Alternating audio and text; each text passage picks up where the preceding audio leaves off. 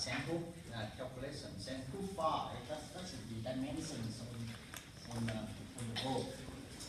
Now, before you take the calculation of designing, the first thing you do is you got to think of the structural system first. Now, without that, you might confuse which one is which. Normally, in the multi-story building, normally there are several ways, but a very simple way you do. One is a frame analysis, which the AS36 standard, it does allow you to use the idealized frame for the analysis. So this is exactly what you are doing. The second option is, instead of using a frame, you got the shear walls.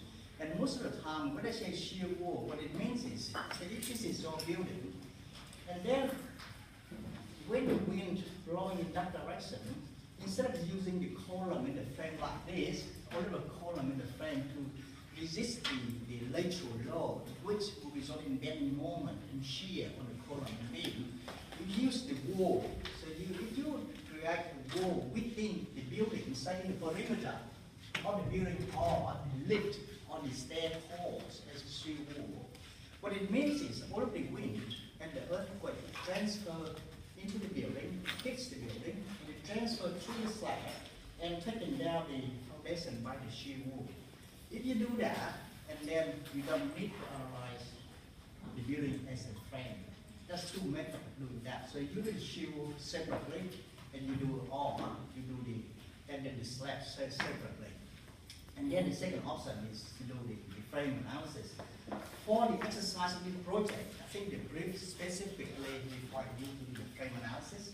That is no shear wall. I just mentioned to you that in real world, probably in the building, you might have walls everywhere in the building, particularly for the stairs and the lift.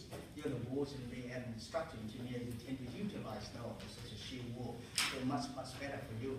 The only trick with the shear wall, you got to be careful is particularly for high-rise building. Say if this is a wall, and if you got the lift, say the lift core in the offset in the centroid of the building, and you got say a wall there and a wall there to resist the shear wall. So the centroid of the resisting element, for example, is here, for example, somewhere here. Whereas if the wind blowing in or that way there, and you look at the centroid of the loading, it's up here somewhere on the earthquake. You know, earthquake is a function of the vertical load, so the death load and the life load. Earthquake is just a function of that load, normally between about 7 to 12 or 13% of the vertical load at this particular point. So it's got a serious horizontal load, either the wind or the earthquake, and therefore the centroid of the loading and the centroid of the resisting element, they are in the two different worlds. And the resulting of that is you're creating a torsion in the building. And therefore you must resolve that torsion into a shear wall so that the shear wall can take it. So the shear wall, not only it takes the wind directly from the building, you've got to take the shear from the torsional effect as well. So when you design the shear wall, you have to be very careful with the shear wall. For this particular project, because we are the frame, and therefore you don't have to worry. The load level is uniform, and therefore the torsional effect is not that much at all. You might find that the torsion in the column in there, just nothing. And so now, before, obviously, like I mentioned, before you design the building, you want to sort it out the structural system first.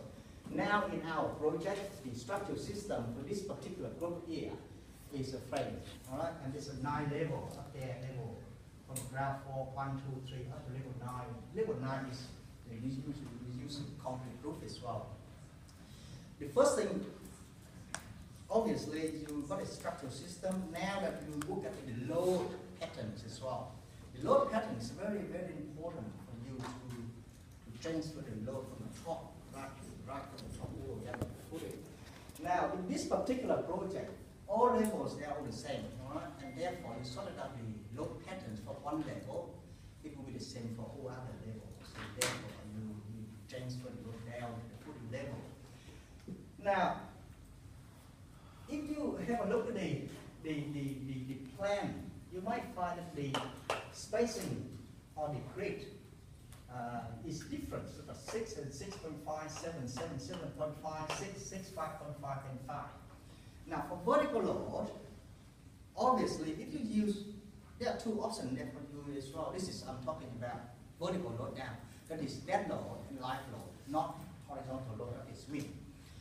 There are two options for you to do in this particular case. One is to design that as a flat slab.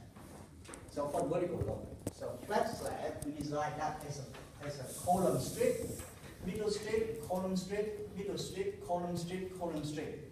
And you do that very much the same as AS2600. Now, for flat slab, the likelihood is you have the uniform slab thicknesses for all levels. And therefore, you might have, say for example, you might end up 250, 200 slab all the way through. The only problem with that is when you put the wind through horizontally, now the slab and the column will interact with each other, and therefore the slab will get a getting moment.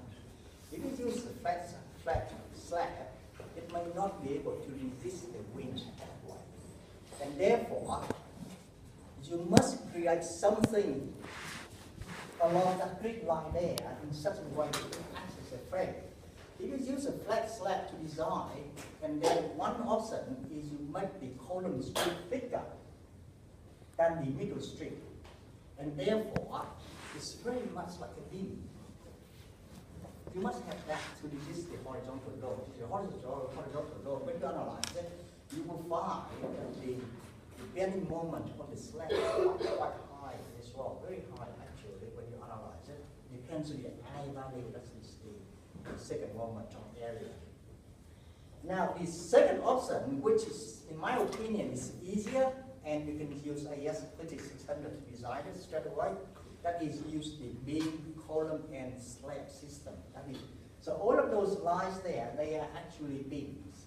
And then the middle there, you design it as a slab supported by 4 sides, and automatically you can use AS2600 to design it. So the 4 sides supporting you are talking about is the beams along the edge of the slab. And therefore, you can actually design using AS3600 for the slab, using slab supported by 4 sides. You can use the frame analysis using AS3600 as an idealized frame for the analysis to resist the horizontal load. And therefore, now that you've got the structural system for vertical load and horizontal load together, as you might see later, I might get the moment diagram later for you, that without the beam, the slab it will not be able to take the bending moment. Now remember that when I mentioned to you in the beginning, if you use the shear wool system, only the horizontal load will be taken by the shear walls. And therefore, you can use a flat slab to design for the load without any problem. Remember that, all right? So you can use a normal flat slab to design the building if we use a shear wool system. If you don't use a shear wool system, you use a frame system, and then probably slab and beams and column will be a better way for you to do it, simpler. And then when you do it, and when I go through it with you, you might find that probably that would be the best option for you. Now, say for example, if I choose one of those columns to transfer the load down, and you know that when you got this uniform load, and then the load pattern, if you draw 45 degrees in, and about a quarter of that, it will be transferred to that beam, a quarter to that beam, a quarter to that beam, a quarter to that beam there. So the same pattern for every slab. So around a quarter of the slab will the load from the vertical load transfer into that beam. And therefore, when you design it, do the analysis, you cannot simply put this uniform beam on top. All right? This uniform beam on top, you can, but it's very heavy. And therefore, by the time you want the load down to this level there, say for example, some people might use that half a day going to that beam, and then forget about that beam there. So assuming that half is going there, at the end the load going down the column might be the same. However, the beam there do nothing. Now, normally the load, what you are having is the triangular load. That is normally you do. By that way, you got a triangular load from two directions. At the end, the reaction, you come down to the footing will be the same, but the design will be much, much lighter. And therefore, your structure will be much more linear as well. Now, there's a method of converting the triangular load into the uniform load for quick checking analysis, which I think maybe not today, but next week or the week after, if I have time, I'll talk to you about it. Just to convert the triangular load into the uniform load, so for the ease of the analysis and design. Now, you know the load patterns now, and then the next step you would do is to have some sort of estimate of the size of the column, the beam, and the slab you are dealing with. It's very important in the beginning. You can't simply, because the building, high-rise building is too heavy, and not unlike project number one, you are dealing with only one level of the perfect frame. So really the load indicator, you assume in the beginning is not that important. But for high-rise building, it's extremely important, all right? Particularly when you, later, when I talk to you, remember in project number one, I mentioned to you that the moment magnifier factor, delta D, and I mentioned to you that for the frame, because the vertical load is very light, so when it deflects, the delta effect in the middle, it doesn't make any difference at all. Delta D, normally it becomes 1, and therefore the effective value doesn't change. Not in this building. This building, what you might find is the column at the bottom there, because the actual load compared to the buckling load capacity of the column is very, very close. And normally as engineers, we would like to design it very close. And you know that the closer the actual load into the buckling load, the higher the moment magnifier factor as well. You might find this project, the magnifier, it actually comes up to about 3.9. It's very, very high. And, sorry, 2 point something, not 3.9. And which I can go through with you later. And therefore, the work it out the load and work it out the actual load that you are dealing with in the beginning is quite important in high-rise building. I just mentioned to you some estimate and some of the assumptions that you must make before you start. The first thing is concrete strength. What sort of strength that we use? In the code, they say 25, 32, 40, 50, 60 MPa. In the brief, it says 40 MPa. However, in your report, you must justify why you use a certain concrete strength. All right? Now, the building we assume at the moment is the exposure concentration to AS 3600 is A2. That is just a normal climate curve here. So A2 now.